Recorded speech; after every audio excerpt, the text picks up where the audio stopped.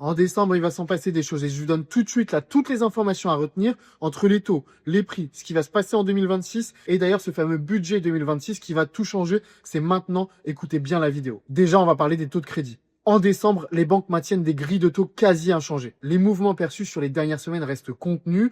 On a un climat assez stable au niveau des taux, mais on pourrait avoir un début d'année assez dynamique. Dans tous les cas, la moyenne des taux pour ce mois de décembre sur 25 ans reste à 3,40%. Dans tous les cas, je vous détaillerai tous les taux sur 15, 20, 25 ans dès demain en vidéo. Maintenant, concernant les prix, la dynamique de marché. On a des acheteurs qui reviennent et des prix qui repartent à la hausse. D'après une étude de nos amis PAP que je vous affiche ici, on est à plus 11,3% d'acheteurs en 2025. On a plus 3,2% à Paris, plus 19,5% à Nantes, mais moins 5,6% d'acheteurs à Lyon. Et concernant les prix, je vous mets ici l'évolution des prix sur les 10 plus grandes villes françaises sur un an. Troisième actualité, que va-t-il se passer en 2026? En 2026, on devrait avoir sûrement un marché du crédit qui va redevenir offensif. On a la majorité des banques qui conservent des grilles stables, mais plusieurs signaux convergent. On a des objectifs de production ambitieux annoncés pour 2026, une volonté claire de reprendre des parts de marché et une stratégie de conquête déjà visible chez certains acteurs bancaires. Bref, j'espère que vous êtes prêts pour 2026. Et en parlant de 2026, quatrième actualité, le projet de loi de finances 2026. Le budget 2026 a été rejeté par l'Assemblée nationale. Voici les conséquences. Déjà, sur l'impôt sur la plus-value immobilière, pour l'instant, c'est rejeté. Sur le statut du bailleur privé, les amortissements ambitieux seraient abandonnés. On resterait sur la version minimale,